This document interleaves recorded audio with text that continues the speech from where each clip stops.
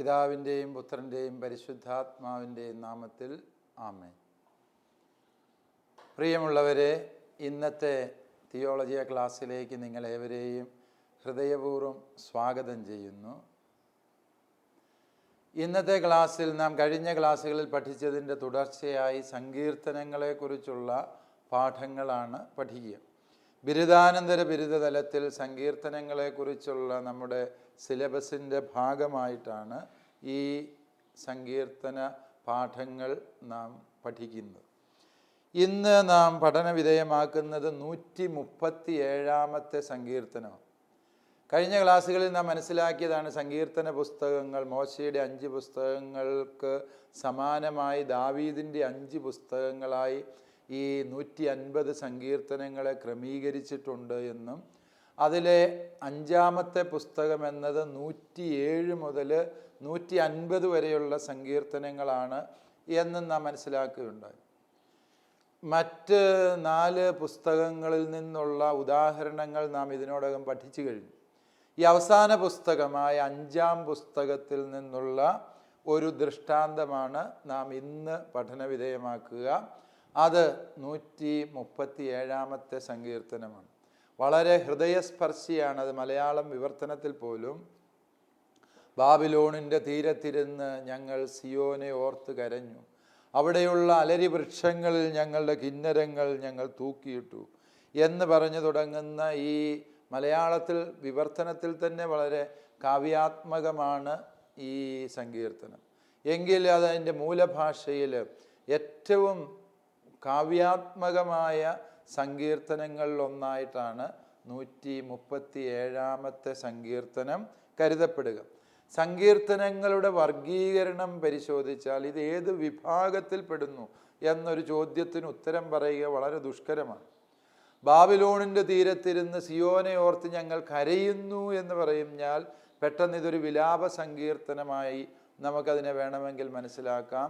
ഇതൊരു സങ്കടങ്ങൾ, നഷ്ടങ്ങളെക്കുറിച്ചുള്ള വലിയ ദുഃഖങ്ങൾ, ജെറുസലേമിൻ്റെ നാശം, തങ്ങളുടെ വിപ്രവാസം, തങ്ങളുടെ സമ്പത്തും സർവ്വതും നഷ്ടമായി തങ്ങൾ സ്വാതന്ത്ര്യമില്ലാതെ അടിമകളായി മർദ്ദകരുടെ പീഡനമേറ്റ് കഴിയുന്നു എന്ന് അവർ പറയുന്നുണ്ട്. ഞങ്ങളെ തടവിലാക്കിയവർ അവിടെ വെച്ച് ഞങ്ങളോട് പാട്ടുപാടാൻ ആവശ്യപ്പെട്ടു. ഞങ്ങളുടെ മർദ്ദകർ സിയോനെക്കുറിച്ച് പാടാൻ പറഞ്ഞു എന്നൊക്കെ സങ്കീർത്തകൻ പറയുമ്പോൾ അവരായിരിക്കുന്ന സങ്കടകരമായ പരിതോവസ്ഥയെക്കുറിച്ചുള്ള ചില സൂചനകൾ സങ്കീർത്തകൻ നൽകുന്നുണ്ട്. അതുകൊണ്ട് ഇതിനെ ഒരു വിലാപ സങ്കീർത്തനമായി വ്യാഖ്യാനിക്കുന്ന ഒട്ടനവധി പണ്ഡിതന്മാരുണ്ട്. എന്നാൽ ഈ സങ്കീർത്തനത്തെ വിലാപ സങ്കീർത്തനം എന്നുള്ളതിനേക്കാൾ ഉപരിയായി ഒരു തിന്മയോടുള്ള പ്രതിഷേധം സൂചിപ്പിക്കുന്ന ശാപസങ്കീർത്തനമായി വ്യാഖ്യാനിക്കുന്നവർക്കാണ് കൂടുതൽ പ്രാധാന്യമുള്ളത്. കാരണം ഇതിൻ്റെ അവസാന വാചകം നമ്മളെ അത്ഭുതപ്പെടുത്തുന്ന വിധത്തിൽ ക്രൂരത പ്രഘോഷിക്കുന്നു എന്ന് വേണമെങ്കിൽ വ്യാഖ്യാനിക്കാവുന്ന വചനമാണ്. അവരുടെ കുഞ്ഞുങ്ങളെ പിടിച്ച് പാറയിൽ അടിക്കിച്ച് കൊല്ലുന്നവൻ അനുഗ്രഹീതൻ എന്നാണ് സങ്കീർത്തകൻ പറയുക. നമുക്കറിയാം, ഒരു മനുഷ്യന് ചിന്തിക്കാവുന്ന ക്രൂരതയുടെ അങ്ങേത്തലയാണ് പിഞ്ചു കുഞ്ഞുങ്ങളെ കാലെ പിടിച്ച് പാറയിൽ തലയടിച്ചു കൊന്നുകളയുക എന്നൊക്കെ പറയുന്നത്. അത് പൈശാചികത എന്ന് പറഞ്ഞാൽ അത് അപര്യാപ്തമാണ് ആ ക്രൂരതയെ വിശേഷിപ്പിക്കാൻ. അങ്ങനെ സംഭവിക്കട്ടെ എന്ന് പറഞ്ഞ് ബാബിലോൺകാരുടെ പിള്ളേരെ പാറയിൽ അടിച്ചു കൊല്ലുന്നവൻ അനുഗ്രഹീതൻ എന്ന് പറയുന്ന ആ ഒരു ഭീകരതയിലാണ് ഈ സങ്കീർത്തനം കൊണ്ടുവന്ന് എത്തിക്കുന്നത് എന്നുള്ളതിനാൽ ബൈബിളിലെ പ്രസിദ്ധമായ ശാപസങ്കീർത്തനങ്ങളുടെ ശ്രേണിയിൽ ഇതിനെ വ്യാഖ്യാനിക്കണം എന്ന് പറയുന്ന ആളുകളുണ്ട്. പക്ഷെ നമുക്കറിയാം, ഈ 2 വ്യാഖ്യാന സാധ്യതകൾ ഉണ്ട് എന്ന് സമ്മതിക്കുമ്പോൾ തന്നെ ഇതിനെ ഒരു ആരാധനാക്രമ സങ്കീർത്തനമായിട്ട് നമുക്ക് വ്യാഖ്യാനിക്കാവുന്നതേ ഉള്ളൂ. ഒരു ദൈവാരാധനയുടെ സങ്കീർത്തനം. കാരണം ഇതിൻ്റെ സ്ഥാനം തന്നെ അത് വ്യക്തമാക്കുന്നു. 137-ാം സങ്കീർത്തനമാണിത് എന്ന് നമുക്കറിയാം. 137-ാം സങ്കീർത്തനം ഓർക്കുക, 120 മുതൽ 134 വരെയും ആരോഹണ സങ്കീർത്തനങ്ങൾ. അതായത് ജെറുസലേമിലേക്ക് തീർത്ഥാടനം നടത്തുന്ന തീർത്ഥാടക സമൂഹം പാടുന്ന സങ്കീർത്തനങ്ങളാണ്. ആ ജെറുസലേം ദേവാലയത്തെ സമീപിക്കുന്ന അതിൻ്റെ ഓരോ പടികളിലും നിന്നവർ പാടിയ സങ്കീർത്തനങ്ങളാണ് ഈ 15 സങ്കീർത്തനങ്ങൾ. അവയ്ക്ക് ശേഷം വരുന്ന 135, 136 സങ്കീർത്തനങ്ങളാകട്ടെ ഹല്ലേൽ സങ്കീർത്തനങ്ങളാണ്. അതും തീർത്ഥാടകരുടെ സങ്കീർത്തനങ്ങൾ തന്നെയാണ്. ദേവാലയത്തിലെത്തിയവൻ ദൈവത്തെ സ്തുതിക്കുന്ന സങ്കീർത്തനങ്ങൾ. അതിനോട് തൊട്ടു ചേർന്നാണ് 137 സങ്കീർത്തനം. അതുകൊണ്ട് തന്നെ ഈ ദൈവസ്തുതിപ്പിനിടയിൽ പെട്ടെന്ന് അവിചാരിതമായൊരു ശാപസങ്കീർത്തനം കടന്നു വന്നു എന്ന് ചിന്തിക്കുന്നതിനേക്കാളും നല്ലത്, ഒരുപക്ഷെ വ്യാഖ്യാന ഭംഗം വരാത്തത്, ഈ സങ്കീർത്തനം ഈ 120 മുതൽ ആരംഭിച്ച ദൈവാരാധനാ സങ്കീർത്തനങ്ങളുടെ പശ്ചാത്തലത്തിൽ ഈ സങ്കീർത്തനത്തെയും വ്യാഖ്യാനിക്കുന്നതാണ് കൂടുതൽ അർത്ഥവത്തായിട്ടുള്ളത്. ഈ ദൈവാരാധനയിൽ ഒരു മനുഷ്യൻ അവൻ്റെ സങ്കടം ദൈവത്തിരുമുമ്പിൽ ഹൃദയപരമാർത്ഥതയോടെ പറയുന്നു. എൻ്റെ ശത്രുക്കളെ നീ കീഴ്പ്പെടുത്തണമേ, തോൽപ്പിക്കണമേ, തകർക്കണമേ എന്നൊക്കെ പ്രാർത്ഥിക്കുമ്പോൾ അത് പ്രതികാരം എന്ന രീതിയേക്കാളുപരി തിന്മയോടുള്ള വിട്ടുവീഴ്ചയില്ലാത്ത മനോഭാവമായി അതിനെ മനസ്സിലാക്കാവുന്ന, അതിലേക്ക് നമ്മൾ ഇതിൻ്റെ വ്യാഖ്യാനത്തിൻ്റെ ഒടുവിൽ എത്തിച്ചേരുന്നതാണ്. ഇപ്പോൾ ഈ സങ്കീർത്തനത്തെ നമുക്ക് ഒരു അനുസ്മരണ സങ്കീർത്തനമായി, തങ്ങളുടെ ജീവിതത്തിൻ്റെ വ്യത്യസ്തങ്ങളായ അനുഭവങ്ങളെ അനുസ്മരിച്ചുകൊണ്ട് ദൈവാരാധന നടത്തുന്ന ഒരു സങ്കീർത്തനമായി നമുക്ക് ഇതിനെ മനസ്സിലാക്കാം. ഈ സങ്കീർത്തനം തുടങ്ങുന്നത് ബാബിലോണിൻ്റെ നദികളുടെ തീരത്തിരുന്ന് സിയോനെ ഓർത്ത് ഞങ്ങൾ കരഞ്ഞു എന്നാണ്.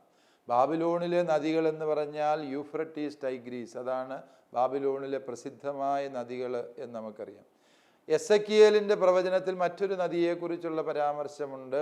എസെക്കിയേൽ കേബാർ നദിയുടെ തീരത്തിരിക്കുമ്പോൾ പ്രവാസികളെ കാണുന്ന ഒരു രംഗം വിവരിക്കുന്നുണ്ട്. അപ്പോൾ കേബാർ എന്ന് പറഞ്ഞൊരു നദി അവിടെ പരാമർശന വിധേയമാണ്.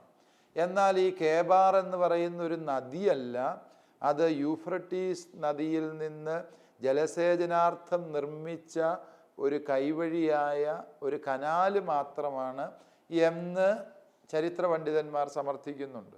ഏതാണെങ്കിലും ബാബിലോണിൻ്റെ തീരത്തിന് നമുക്കറിയാം, ഒരു വലിയ നദിയിൽ നിന്ന് വലിയൊരു കനാൽ വെട്ടിത്തുറന്ന് മറ്റൊരു നദിയുമായി ബന്ധിപ്പിക്കുമ്പോൾ അതൊരു കനാലിനേക്കാൾ ഉപരി അതൊരു മറ്റൊരു നദിയായി ജനം മനസ്സിലാക്കാറുണ്ട് എന്നുള്ളത് യാഥാർത്ഥ്യമാണ്.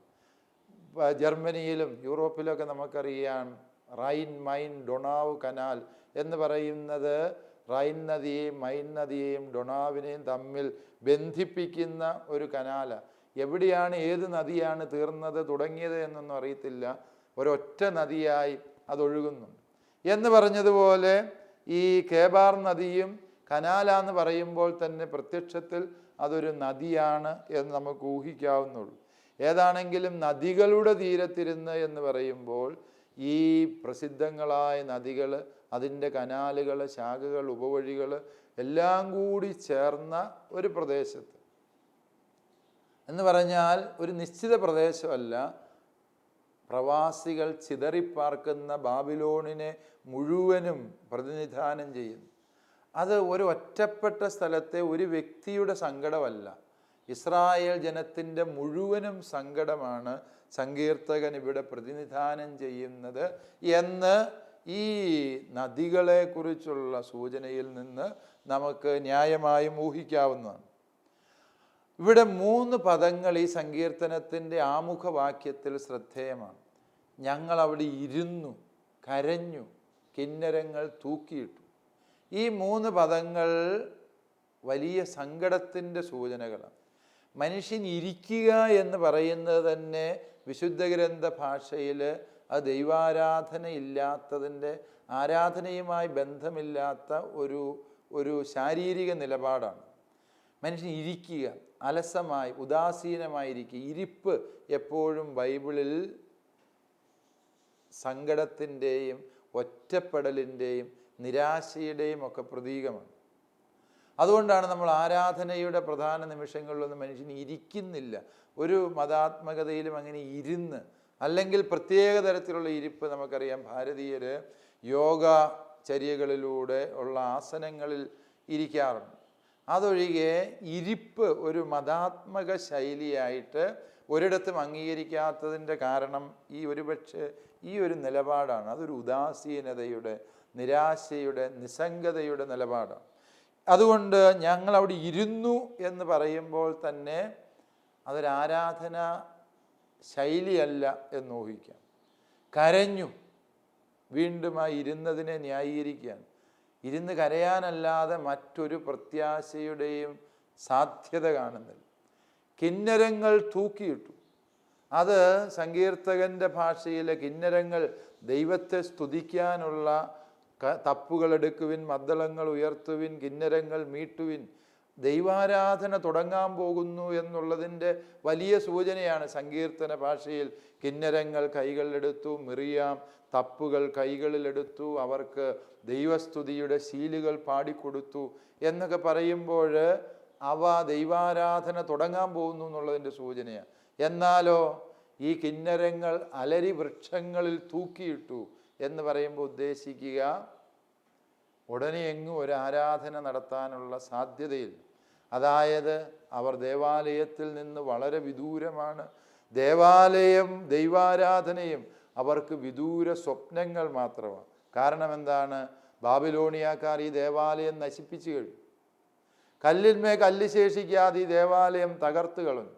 ദേവാലയത്തെ അവർ അശുദ്ധ വസ്തുക്കൾ കൊണ്ടുവന്നിട്ട് മലിനമാക്കി. ഇനി ആ പ്രദേശത്ത് ദേവാലയം ഉണ്ടാകരുത് എന്ന ഉദ്ദേശത്തോടുകൂടി അവർ ദേവാലയം നശിപ്പിച്ചവർ. അതുകൊണ്ട് സമീപ ഭാവിയിലെങ്ങും ഒരു ദൈവാരാധനയുടെ സാധ്യതയില്ലല്ലോ എന്ന സങ്കടമാണ് വാസ്തവത്തിൽ സങ്കീർത്തകനെ കൊണ്ട് ഇപ്രകാരം പറയിപ്പിക്കുന്നത് എന്ന് നമുക്കറിയാം. തുടർന്ന് സങ്കീർത്തകൻ പറയുകയാണ്, അവിടെ വെച്ച് ഞങ്ങളെ തടവിലാക്കിയവർ പാട്ടുപാടാൻ ആവശ്യപ്പെട്ടു. ഞങ്ങളുടെ മർദ്ദകർ സിയോനെക്കുറിച്ചുള്ള ഗീതങ്ങൾ. സിയോനെക്കുറിച്ചുള്ള ഗീതങ്ങൾ എന്ന് പറഞ്ഞാൽ ജെറൂസലേമിനെ കുറിച്ചുള്ള ഗീതങ്ങൾ. നമുക്കറിയാം, ജബൂസ്യ പട്ടണമായിരുന്ന ജെറൂസലേമിനെ കർത്താവിൻ്റെ പട്ടണമായി മാറ്റിയതും ജെറൂസലേമിനെ ഇസ്രായേലിൻ്റെ തലസ്ഥാനമാക്കി രൂപപ്പെടുത്തിയത്, യൂദയായുടെ തലസ്ഥാനമാക്കി മാറ്റുന്നതും ദാവീദ് രാജാവ്. ദാവീദ് രാജാവിൻ്റെ പട്ടണമെന്നും സിയോൻ പട്ടണമെന്നും കർത്താവിൻ്റെ നഗരമെന്നും വിശുദ്ധ നഗരമെന്നും ഒക്കെ വിളിക്കുന്നത് ഈ ജെറൂസലേമിനെയാണ്. സിയോനിലിരുന്ന് ഞങ്ങൾ പാട്ട് പാടുകയായിരുന്നു. സിയോനിലിരുന്ന് നെ-കുറിച്ചുള്ള പാട്ടെന്ന് പറയുമ്പോൾ ഉദ്ദേശിക്കുക കർത്താവിൻ്റെ ആലയത്തെക്കുറിച്ചുള്ള പാട്ടുകളാണ്. കർത്താവേ, നിൻ്റെ ആലയത്തിൽ ആര് വസിക്കും? സങ്കീർത്തനം 15 ശരിക്കും സിയോനെക്കുറിച്ചുള്ള ഗാനമാണ്. 84-ാം സങ്കീർത്തനം ശരിക്കും സിയോനെക്കുറിച്ചുള്ള സങ്കീർത്തനം. അപ്രകാരം ജെറുസലേം ദേവാലയത്തിൻ്റെ മഹത്വം വർണ്ണിക്കുന്ന സങ്കീർത്തനം ആലപിക്കാനാണ് ബാബിലോണിയക്കാർ പറയുക. ഒരു വിശ്വാസി ഒരിക്കലും വിജാതീയ ദേശത്ത് വെച്ച് ജെറുസലേമിൻ്റെ കീർത്തനം പാടാൻ പാടില്ല എന്നുള്ളത് യഹൂദൻ്റെ നിയമമാണ്. അതറിയാവുന്നത് കൊണ്ടാണ് ഇവർ പറയുന്നത് പാടടാ എന്ന് പറഞ്ഞ് അവനെ പീഡിപ്പിക്കുക. നമുക്കറിയാം, മതമർദ്ദകരുടെ ഒരു ശൈലിയാണ് ഒരു മതം ഏറ്റവും പരിപാവനമായി പരിപൂജ്യമായി കരുതുന്നതിൻ്റെ പേരിൽ ആ വ്യക്തികളെ പീഡിപ്പിക്കുക എന്ന്. മക്കബായരുടെ പുസ്തകത്തിൽ നാം കാണുന്നുണ്ട്, യഹൂദനെ സംബന്ധിച്ചിടത്തോളം പന്നിമാംസം അങ്ങേയറ്റം നിഷിദ്ധമാണ്. നിഷിദ്ധമായ പന്നിമാംസം അവനെ കൊണ്ട് ബലമായി തീറ്റിക്കാൻ ശ്രമിക്കുമ്പോൾ അവർ പ്രതിഷേധിക്കുകയും രക്തസാക്ഷികളാകുകയും ചെയ്യും നാം കാണുന്നുണ്ട്. ഒരുപക്ഷെ ഈ ഇതര മതങ്ങൾക്ക് അതിൽ വിഷയമുണ്ടാകില്ല. യഹൂദനോ അല്ലെങ്കിൽ സെമിറ്റിക് പാരമ്പര്യത്തിലുള്ള മതങ്ങൾക്ക് പന്നിമാംസം നിഷിദ്ധമായൊരു വിഷയമായി. ഇതര മതസ്ഥർക്കോ മറ്റ് ദേശക്കാർക്കോ അതൊരു വലിയ വിഷയമായിട്ട് തോന്നുന്നില്ലായിരിക്കും. എന്നാലും ആ മതസ്ഥരുടെ മതവിശ്വാസത്തെ വ്രണപ്പെടുത്താതെ ജീവിക്കുക എന്നുള്ളത് സാമാന്യ മര്യാദ. നമ്മുടെ നാട്ടിൽ, ഭാരതത്തിൽ തന്നെ നമുക്കറിയാം, ചില മതസ്ഥർക്ക് ഗോമാംസം ഭക്ഷിക്കുന്നത് നിഷിദ്ധമാണ്. അതിനെ ഇതര മതസ്ഥരും ബഹുമാനിക്കണം. ഈ മതങ്ങളുടെ സഹവർത്തിത്വത്തിന് ഇപ്രകാരമുള്ള ചില അന്യോന്യ ആദരവുകൾ ആവശ്യമാണ്. എന്ന് പറഞ്ഞാൽ അതിൻ്റെ അർത്ഥം എൻ്റെ മതത്തിൻ്റെ തത്വങ്ങളെ മറ്റെല്ലാവരുടെയും മേൽ ബലമായി അടിച്ചേൽപ്പിക്കുന്നു എന്ന് പറയുന്നത് മതമർദ്ദനത്തിൻ്റെ മറ്റൊരു ശൈലിയാണിത്. പരസ്പര ആദരവിൻ്റെ, സ്നേഹത്തിൻ്റെ ആ ഒരു തത്വം മറക്കുന്നതാണ് ഇവിടുത്തെ അടിസ്ഥാന പ്രശ്നം. യഹൂദൻ ഒരിക്കലും വിജാതീയ നാട്ടിൽ വെച്ച് സിയോൻ്റെ പാട്ട് പാടിയേല എന്ന് ഉറപ്പുള്ളതുകൊണ്ട് അവരിവരെ മർദ്ദിപ്പിച്ച് ആ പാട്ട് പാടിക്കാൻ ശ്രമിക്കുകയാണ്. പാടിയാലവർ, കാരണം വിജാതീയ ദേശത്ത് വെച്ച് സിയോനെ കുറിച്ച് പാടിയാൽ ആ സിയോനെ അവർ മറന്നു എന്നുള്ളതിൻ്റെ സൂചനയാണ്. ജെറുസലേമിൻ്റെ പ്രത്യേകത മറക്കുന്ന യഹൂദന് മാത്രമേ വേറൊരു ദേശത്ത് പോയി ഈ സിയോൻ്റെ പാട്ട് പാടാൻ പറ്റുള്ളൂ. വേറൊരു ദേശത്തെ ദൈവം തിരഞ്ഞെടുത്തുയർത്തി വളർത്തി തൻ്റെ നഗരമാക്കി എന്ന് ചിന്തിക്കുന്ന യഹൂദന് മാത്രമേ വിജാതീയ ദേശത്ത് പോയി ഈ ഗീതം ആലപിക്കാൻ പറ്റുള്ളൂ. അതുകൊണ്ടാണ് തുടർന്ന് സങ്കീർത്തകൻ പറയുന്നത്, വിദേശത്ത് ഞങ്ങൾ എങ്ങനെ കർത്താവിൻ്റെ ഗാനം ആലപിക്കും? ജെറുസലേമേ, ഞാൻ നിന്നെ മറക്കുന്നെങ്കിൽ എൻ്റെ വലത് കൈ എന്നെ മറക്കട്ടെ. ഞാൻ നിന്നെ ഓർക്കുന്നില്ലെങ്കിൽ ജെറുസലേമേ, എൻ്റെ നാവ് തൊണ്ണയിൽ ഒട്ടിപ്പോകട്ടെ. അതായത് കർത്താവിൻ്റെ ഗാനം ഞാൻ വിജാതീയ ദേശത്ത് ആലപിച്ചാൽ അതിനൊരർത്ഥമേ ഉള്ളൂ, ജെറുസലേം ദൈവം തിരഞ്ഞെടുത്ത പട്ടണമാണെന്നും അവിടുത്തെ ദേവാലയം ദൈവം വസിക്കുന്ന ആലയമാണ് എന്നുമുള്ള സത്യം മറന്നിട്ട് ഞാൻ മറ്റൊരു ദേശത്തെ ദൈവത്തിൻ്റെ ആളായി എന്നെ തന്നെ പ്രതിഷ്ഠിക്കുകയും ആ ദേശവും അവിടുത്തെ ദേവാലയവും എൻ്റെ ദൈവത്തിൻ്റെ ആലയമായി അംഗീകരിക്കുകയും ചെയ്തു എന്നുള്ളതിന് തെളിവാണ്. ഇവർ ജെറുസലേമിനെ മറന്ന് ബാബിലോണിലെ ദേവന്മാരെ ആരാധിക്കണം എന്ന് നിർബന്ധിക്കുന്നതിന് തുല്യമാണ് ബാബിലോണിൽ വെച്ച് സിയോൻ്റെ പാട്ട് പാടാൻ പറയുക. ഞങ്ങളുടെ ദേവാലയങ്ങളെ നോക്കി നീ സിയോൻ്റെ പാട്ട് പാടും. ഇതാണ് എൻ്റെ പ്രിയ ആലയം, ഇതിൻ്റെ അങ്കണത്തിൽ വരാൻ എൻ്റെ ആത്മാവ് കൊതിക്കുന്നു എന്ന് മറ്റൊരു ദേവാലയത്തെ, മറ്റൊരു ആരാധനാ സ്ഥലത്തെ നോക്കി പാടേണ്ടി വരുന്ന യഹൂദൻ്റെ ഗതികേട് ചിന്തിക്കും. ആ അർത്ഥത്തിൽ ചിന്തിക്കുമ്പോഴാണ് ഈ സങ്കീർത്തകൻ അനുഭവിക്കുന്ന മനോവ്യഥയുടെ തീഷ്ണത നമുക്ക് ശരിയായി മനസ്സിലാക്കാൻ വേണ്ടി സാധിക്കും. സങ്കീർത്തകൻ തുടർന്ന് പറഞ്ഞു പോവുകയാണ്, അതുകൊണ്ട് എൻ്റെ കൈ തളർന്നു പോകട്ടെ, എൻ്റെ നാവ് ഒട്ടിപ്പോകട്ടെ എന്നൊക്കെ സങ്കീർത്തകൻ പറയുന്നതിൻ്റെ അർത്ഥം, ഞാൻ ജെറുസലേമിനെ നിഷേധിച്ചാൽ, ജെറുസലേമിനുള്ള ദൈവം നൽകിയ പ്രാധാന്യം മറന്നുപോയാൽ അതിനേക്കാളും നല്ലത് എൻ്റെ കൈ തളരുന്നതും നാവ് ഒട്ടിപ്പോകുന്നതും. ഞാൻ പാടാൻ ശ്രമിച്ചാലും കിന്നരം മീട്ടാൻ ശ്രമിച്ചാൽ എൻ്റെ കൈ അനങ്ങരുത്, എൻ്റെ കൈ തളർന്നു പോകട്ടെ, എൻ്റെ കൈകൾക്ക് ശരീരവുമായുള്ള ബന്ധം നഷ്ടപ്പെടട്ടെ എന്നർത്ഥം. ഞാൻ വായിക്കാൻ വേണ്ടി സംഗീതത്തിൻ്റെ നോട്ടുകൾക്കനുസരിച്ച് ഞാൻ കിന്നരം വായിക്കാൻ ശ്രമിച്ചാൽ എൻ്റെ കൈ തളർന്ന് എനിക്കതിന് കഴിയാതെ പോകട്ടെ. ഇവരുടെ മർദ്ദനം സഹിക്കവയ്യാതെ ഞാൻ സിയോനെക്കുറിച്ച് പാടാൻ പ്രേരിപ്പിക്കപ്പെട്ടാൽ എൻ്റെ നാവ് ഒട്ടിപ്പോയി ഒരു വാക്കുപോലും ഇവിടെ പാട്ടായി എന്നിൽ നിന്ന് ഉയരാതിരിക്കട്ടെ എന്നാണ് സങ്കീർത്തകൻ പറയുക. അതുകൊണ്ട് ദേവാലയത്തോടുള്ള വലിയ ആദരവ്, വലിയ സ്നേഹം ഒരുപക്ഷെ നമ്മൾ ഇവിടെ മനസ്സിലാക്കേണ്ട ഒരു വലിയ യാഥാർത്ഥ്യം. സങ്കീർത്തകൻ ഈ ഒന്നാം ഭാഗം അവതരിപ്പിക്കുമ്പോൾ വിശിഷ്യ ഇതിൻ്റെ 1 മുതൽ 6 വരെയുള്ള വാക്യങ്ങളിൽ നമ്മളിപ്പോൾ കണ്ട ആശയം ചിത്രീകരിക്കുമ്പോൾ അതിന് വലിയ കാലിക പ്രാധാന്യമുള്ളൊരു വസ്തുതയാണ്. ജെറുസലേം ഇന്നില്ല. ജെറുസലേം ദേവാലയം കാലഹരണപ്പെട്ടു, അത് നശിപ്പിക്കപ്പെട്ടു. യഹൂദരും യഹൂദരുടെ മതാചാരങ്ങളും സർവരുടെയും പുച്ഛത്തിനും അപഹാസ്യത്തിനും പാത്രമായ അവസ്ഥയിലും ആ സത്യവിശ്വാസി തൻ്റെ അടിസ്ഥാനങ്ങളെ മറക്കുന്നില്ല എന്നുള്ളതാണ് പരമാർത്ഥം. ഒരുപക്ഷെ ഈ ലോകത്തിൻ്റെ സംസ്കാരങ്ങൾക്ക് ദൈവവും ദൈവവിശ്വാസവും തിരുസഭയും തിരുസഭയുടെ ആചാരാനുഷ്ഠാനങ്ങളെയും പരിഹസിക്കാനുള്ള പ്രവണത വളരെ ശക്തമാണ്. മാധ്യമങ്ങളിലൂടെ നമ്മൾ നിരന്തരം കാണുന്നത്, ദൃശ്യമാധ്യമങ്ങളാകട്ടെ പത്രമാധ്യമങ്ങളാകട്ടെ, എപ്പോഴും സഭയെ, മതവിശ്വാസത്തെ, ദൈവവിശ്വാസത്തെ ആക്ഷേപിച്ചും അതിനെ അങ്ങേയറ്റം തരം താഴ്ത്തിയും സംസാരിക്കുന്നത് നാം കാണുന്നുണ്ട്. മതവിശ്വാസികളുടെയും സഭയുടെയും ഒക്കെ ഭാഗത്തുണ്ടാകുന്ന ഒറ്റപ്പെട്ട വീഴ്ചകളെ പർവ്വതീകരിച്ച് കാണിക്കുന്ന വ്യക്തികളെ നമ്മൾ പലപ്പോഴും കാണുന്നുണ്ട്. പക്ഷേ ഈ സങ്കീർത്തകൻ പറയുക, മറ്റുള്ളവർക്ക് ജെറുസലേം നിസ്സാരമായിരിക്കും, മറ്റുള്ളവന് സിയോൻ പർവ്വതം ഒരപഹാസ്യ വിഷയമാകാം, മറ്റുള്ളവന് ആ ദേവാലയത്തിലെ ആരാധന ഒരു അപമാന വിഷയമായിരിക്കാം. പക്ഷേ എനിക്കത് എൻ്റെ ആത്മാവോളം വിലയുള്ള, എൻ്റെ അസ്തിത്വത്തോളം തൊട്ടു നിൽക്കുന്ന പരമമായ സത്യമാണ്.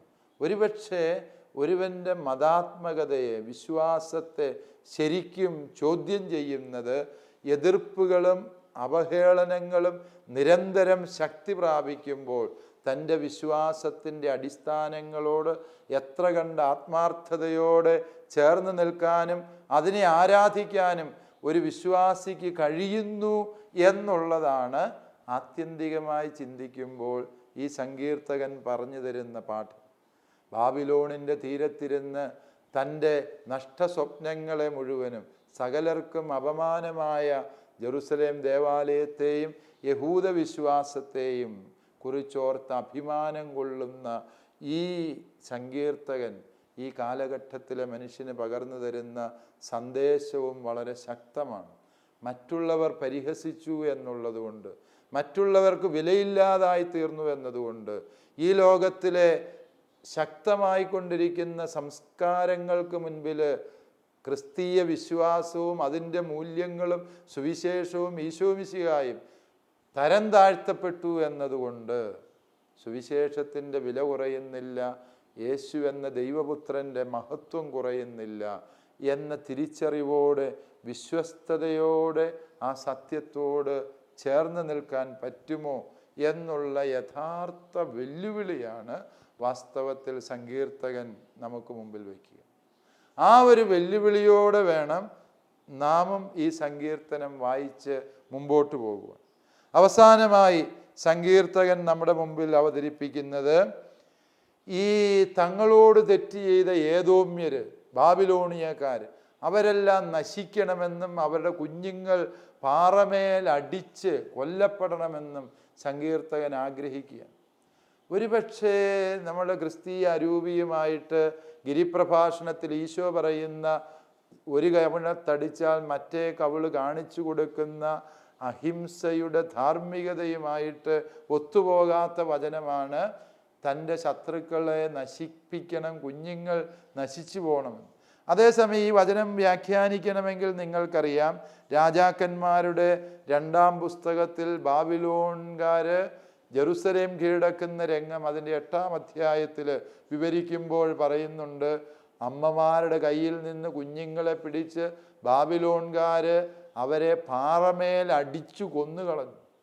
കാരണം ഈ പിള്ളേരെയും കൊണ്ട് ജെറുസലേത്തിൽ നിന്ന് ബാബിലോണിലേക്ക് യാത്ര ചെയ്യാൻ പറ്റിയില്ല. പിള്ളേര്, അമ്മമാർ മുലയൂട്ടുന്ന കുഞ്ഞുങ്ങളെയും താങ്ങി പിടിച്ചുകൊണ്ട് ഇത്രയും ദൂരം അടിമകളായി യാത്ര ചെയ്യല. അതുകൊണ്ട് എളുപ്പ വഴി അവർ കണ്ടുപിടിച്ചു. അമ്മമാരുടെ കയ്യിൽ നിന്ന് കൊച്ചുങ്ങളെ ആദ്യം പിടിച്ചു വാങ്ങി പാറയിലടിച്ചു കൊന്നുകളയും, എന്നിട്ട് എല്ലാവരെയും ആട്ടിത്തെളിച്ചു കൊണ്ടുപോവുക. എന്തെങ്കിലും നടക്കാൻ ബുദ്ധിമുട്ടുള്ളവരും രോഗികളും അവരെ എല്ലാവരെയും ഇതുപോലെ കൊന്നുകളഞ്ഞിട്ട് ആരോഗ്യമുള്ളവരെ ആട്ടിത്തെളിച്ചുകൊണ്ട് അവർ പോകുന്ന രംഗം നാം വായിക്കുന്നുണ്ട്.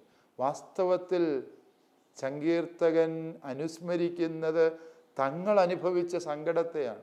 തങ്ങളുടെ കുഞ്ഞുങ്ങളെ കൊന്ന, തങ്ങളുടെ ദുർബലരെ വെട്ടി നിരപ്പാക്കിയ ബാബിലോൺകാരുടെ കൊടും ക്രൂരതയെ ദൈവമേ അവിടുന്ന് ഓർക്കണമേ എന്നല്ലേ സങ്കീർത്തകൻ പറയുക. പ്രിയപ്പെട്ടവരെ, തിന്മ തെറ്റാണ് എന്ന് പറയാൻ തിന്മയ്ക്കെതിരായി നിൽക്കുമ്പോൾ ഇപ്രകാരമുള്ള വിചാരവും വികാരവും പ്രകടിപ്പിക്കണം. നോബൽ സമ്മാനം കിട്ടിയ എലിക് വീസലിൻ്റെ ഒരു വിഖ്യാതമായ പ്രസ്താവനയുണ്ട്. അദ്ദേഹം ഔഷ്വിറ്റ്സിലെ ഹോളോകോസ്റ്റിനെ കുറിച്ച്, ഹിറ്റ്ലറുടെ കൂട്ടക്കൊലയെ ലോകം നിസ്സംഗതയോടെ നോക്കിക്കണ്ടതിനെക്കുറിച്ച് എഴുതിയപ്പോൾ പറഞ്ഞു വയ്ക്കുന്നൊരു സത്യമുണ്ട്. ഒരു തിന്മയോട് പ്രതികരിക്കാവുന്ന ഏറ്റവും ക്രൂരമായ രീതി എന്ന് പറയുന്നത് ആ തിന്മയെ നിസ്സംഗതയോടെ നോക്കിക്കാണുക എന്നുള്ളത്. അത് ആ തിന്മയ്ക്ക് പങ്കാളിയാകുന്നതിന് തുല്യമാണ്. ആ തിന്മ ചെയ്തവനെ ന്യായീകരിച്ചതിന് തുല്യമാണ്.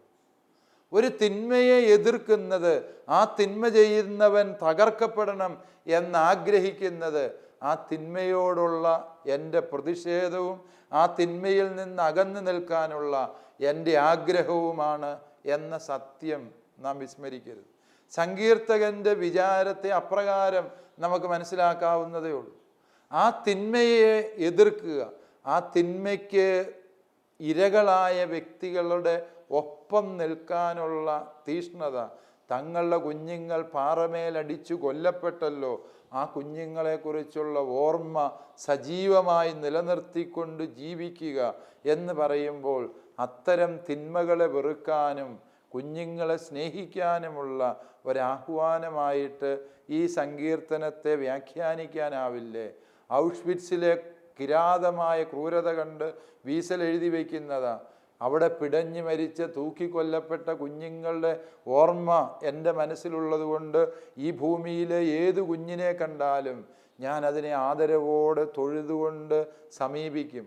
ആ മനുഷ്യൻ തൻ്റെ നോബൽ സമ്മാനത്തുകയും സർവ്വസമ്പാദ്യവും ഭൂമിയിലെ അരക്ഷിതരായ കുഞ്ഞുങ്ങളെ നോക്കാൻ വേണ്ടി ഏൽപ്പിക്കുന്നതിൻ്റെ കാരണം അദ്ദേഹം പറയുക, കുഞ്ഞുങ്ങളോട് അവർ കാണിച്ച കൊടും ക്രൂരത ഞാൻ അനുഭവിച്ചതുകൊണ്ട് ഈ ഭൂമിയിൽ ഒരു കുഞ്ഞും നശിച്ചു പോകാതിരിക്കാൻ ഞാൻ ആ കൊച്ചുങ്ങളുടെ പക്ഷത്ത് ചേർന്നു. പ്രിയപ്പെട്ടവരെ, സമാനമായൊരു വികാരങ്ങളിൽ ഈ സങ്കീർത്തകൻ്റെ മനസ്സിനെ നമ്മൾ വായിക്കണം. അവസാനമായി ഇതൊരു അനുസ്മരണം. സങ്കീർത്തകൻ അനുസ്മരിക്കുകയാണ് താനും തൻ്റെ ജനവും കടന്നു പോന്ന കിരാതമായ ക്രൂരതയുടെ അനുഭവങ്ങളെക്കുറിച്ച്. പക്ഷെ ആ ക്രൂരത തിരികെ ക്രൂരത ചെയ്യാനുള്ള അനുസ്മരണമല്ല, വലിയ ഒരു കൊടും ക്രൂരതയെ അനുസ്മരിച്ച് വിശുദ്ധീകരിക്കപ്പെടുന്നവരാണ് ക്രൈസ്തവർ. കുരിശിൽ നാട്ടപ്പെട്ട് തൂക്കപ്പെട്ട കൊല്ലപ്പെട്ട ദൈവപുത്രൻ്റെ അവനനുഭവിച്ച കൊടും ക്രൂരത, യഹൂദരും റോമാക്കാരും സംഘം ചേർന്ന് അവനോട് നടത്തിയ ആ കൊടും ക്രൂരതയെ ഓർത്തോർത്ത് സ്വയം വിശുദ്ധീകരിക്കാനുള്ള വിളി കിട്ടിയവരാണ് ക്രൈസ്തവർ. അപ്രകാരം ചിന്തിക്കുമ്പോൾ പ്രിയപ്പെട്ടവരെ, ക്രൂരതയുടെ അനുസ്മരണങ്ങൾ മറ്റൊരു ക്രൂരതയിലേക്ക് നയിക്കാനല്ല, ക്രൂരതയുടെ അനുസ്മരണങ്ങളെ വിശുദ്ധീകരണത്തിൻ്റെ വഴികളായി വായിച്ചെടുക്കാൻ കഴിയുന്നിടത്താണ് യഥാർത്ഥ ആധ്യാത്മികതയുള്ളത്. ആ ക്രൂരതയുടെ അനുഭവങ്ങളെ ദൈവത്തിനു മുമ്പിൽ പ്രാർത്ഥനയോടെ അനുസ്മരിച്ച് സ്വയം വിശുദ്ധീകരിക്കാനുള്ള ക്ഷണമാണ് വാസ്തവത്തിൽ സങ്കീർത്തകൻ നൽകുന്നത് എന്ന് നമുക്ക് മനസ്സിലാക്കാം. ദൈവം അനുഗ്രഹിക്കട്ടെ. കോഴ്സുകളെക്കുറിച്ചുള്ള വിശദ വിവരങ്ങൾക്ക് the director, alpha institute of theology and science, Sandeshabhavan, post box number 70, Thalassery 670101. Telephone 0490 2344727 2343707. Email alfits@gmail.com. Website www.alphathalassery.com. ഈ പ്രോഗ്രാമിനെ കുറിച്ചുള്ള അഭിപ്രായങ്ങളും നിർദ്ദേശങ്ങളും ഞങ്ങളെ അറിയിക്കുക. വിലാസം: the producer, Theologia, Shalom television, Peruvannamuzhi PO, Kozhikode 673-528. Phone 0496 266 4600.